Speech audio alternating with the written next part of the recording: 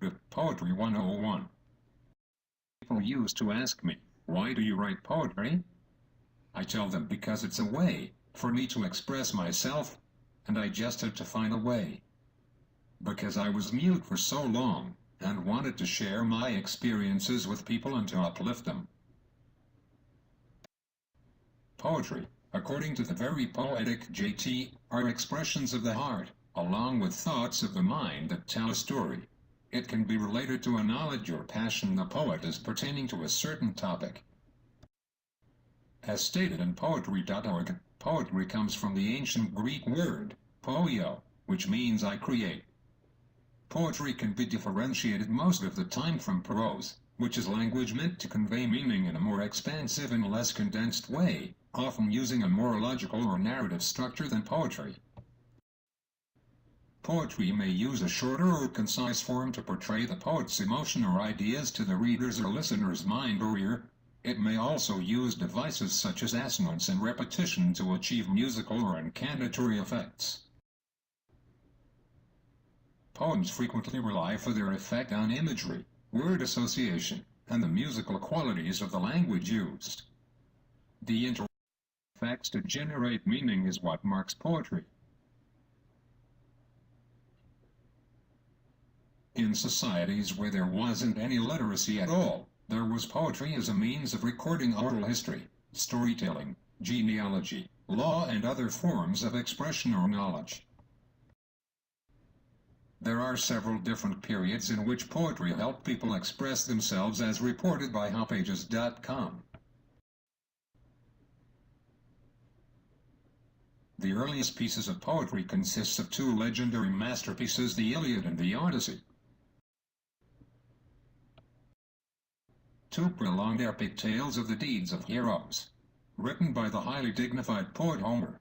There is very little known about him other than that he is said to have been a blind wandering minstrel living in Greece between the 11th and 7th centuries BC. Along with Greek poetry that was used to not only celebrate their heroes, but to instruct, to sing of love, and to enrich their theater through plays. Beginning at the roots of Roman or Latin poetry was an influence heavily dependent on the Greeks. A translation by the Latin poet Livius Andronicus was made of the Odyssey. Many Roman writers are deeply admired by this work.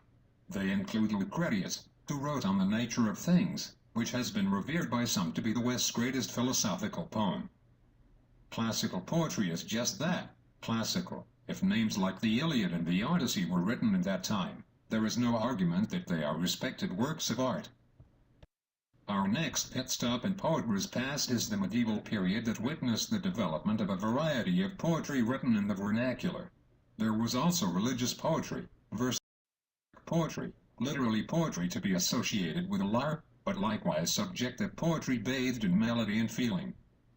One name never to be forgotten in this: Dante Alighieri.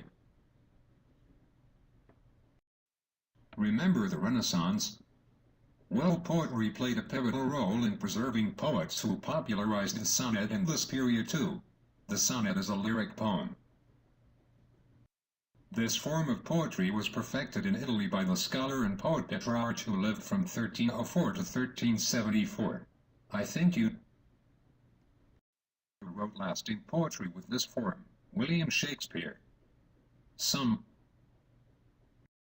other poets of this time period are Christopher Marlowe, John Milton, who when he was aged and blind created his masterpiece, Paradise Lost.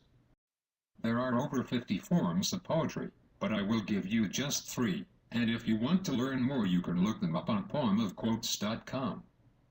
An ABC poem that has 5 lines and creates a mood, picture or feeling.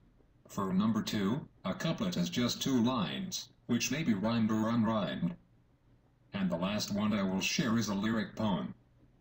This type of poem expresses the thoughts and feelings of the poet. I hope these 3 poetic forms give you the wide array of possibilities that poetry has to offer, and may interest you in writing some poetry yourself.